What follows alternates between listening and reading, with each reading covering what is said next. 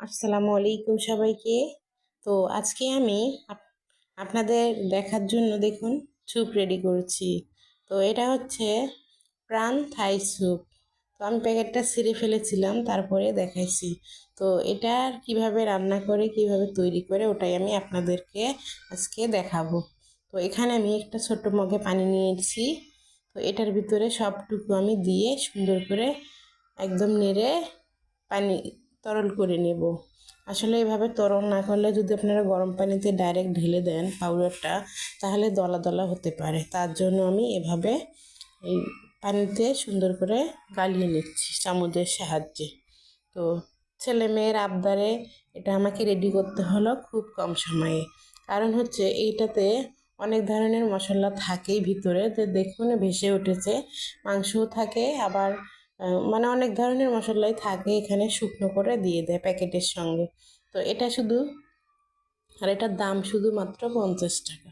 তো 50 টাকা হলেই কিন্তু 2-3 জন বাচ্চাকে দেওয়া যাবে এটা তৈরি করে। তো এখন আমি সুন্দর করে মিক্স করে নেব, কোনো যেন দলা পেকে না থাকে। তারপরে সুন্দর করে মিক্স করার পরে আমি চুলার উপরে একটা কড়াই বসিয়ে দিয়েছি। দেখুন এখানে কিছু পানি দিয়েছি, অল্প কিছু দেওয়ার পরে এখন আমি পানিটা যতক্ষণ গরম সুন্দর করে না হবে ততক্ষণ কিন্তু আমি দেব না। তো গরম হওয়া পর্যন্ত অপেক্ষা করব, তারপরে আমি দিয়ে দেব। তো এটা রমজান মাস, আসলে ইফতারের পর আমার মেয়ে ছেলে সব দুজনে ওরা খেতে পছন্দ করে। তারপরে ভাবলাম যে এটাই তৈরি করে দেই। ইফতার খাওয়ার পরে, ঈশান নামাজ পড়ার পরে এটা আমি ওদেরকে দিয়ে দিয়েছিলাম। তো এভাবে যদি আপনাদের ঘরে কোনো কিছু নাও থাকে, আরও যদি থাকে চিংড়ি মাছ থাকলেও এটার সঙ্গে আপনারা দিতে পারবেন, তাহলে সুন্দর হবে। কিন্তু আমার কাছে ছিল না বিধায় আমি শুধু একটা ডিম দিয়ে এটা তৈরি করে দেখাচ্ছি। তো এখানে শুধু দেখুন আমি লবণ দিয়েছি, আর কিছুই দিলাম না। এখন কিছুক্ষণ এটা গরম হয়ে যাবে। গরম হওয়ার পরে আমি আপনাদের দেখিয়ে দেবো এটা কিভাবে আমি নামাই ফেললাম। তো এখন এটা কিন্তু নাড়তে হবে, নাড়া কিন্তু আপনারা বন্ধ করতে পারবেন না, অনবরত নাড়তে হবে। নাড়লে অবশ্যই ভালো হবে জিনিসটা, নয়তো নিচে থেকে লেগে যেতে পারে। তো তারপরে আমি এদিকে এটা নাড়া হলে আমি এদিকে একটা ডিম ভাঙিয়ে নেব, ওটাই আপনাদের দেখিয়ে দেব। তো দেখুন অনেক সুন্দর কিন্তু বলকে শিখেছে। তো বলক আসার পরেই কিন্তু ডিমটা দিতে হবে। তারপরে আমি ডিমটা একটা ডিমই নিয়েছি, এখানে নেওয়ার পরে সুন্দর করে এখানে আমি ডিমটা ভাঙিয়ে নিচ্ছি। ভাঙিয়ে নেওয়ার পরে ওখানে দিয়ে দেবো। তো এই কুসুমটা সহ কিন্তু সুন্দর করে আপনারা বাটিতে একটা মিক্স করে নেবেন, ডিমটা নিলে অনেক সুন্দর হয়ে যাবে। তারপরেই তো দেখুন আমি কিভাবে মিক্স করতেছি আপনাদের দেখিয়ে দিচ্ছি।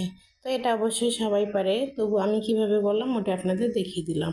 তো তারপরেই তো আমি এখন এখানে ডিমটা দিয়ে দেব।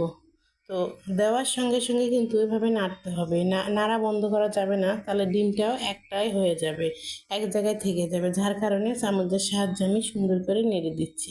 আর ডিমটা কিন্তু এক জায়গায় নেই, পুরা স্যুপে ছড়িয়ে গেছে। তো তারপরে আমার এটা রান্না শেষ। তো এখন আমি এটাতে কোনো কিছুই দেখুন মেশালাম না, শুধু লবণ দিয়েছিলাম আর একটা ডিম। তো এরকম একটা ডিম দিয়েই আপনারা স্যুপ তৈরি করে ফেলতে পারবেন বাচ্চাদের জন্য।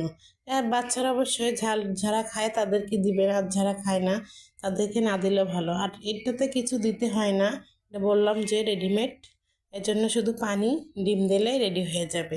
আর আপনাদের যদি মাংস কিংবা চিংড়ি মাছ থাকে তাহলে আপনারা বেশি করে দিতে পারবেন। তো আমি কিছুই দিলাম না, আমি ঝটপট করে ফেলেছি, যার জন্য আমি শুধু একটা ডিম দিয়ে রেডি করে ফেললাম।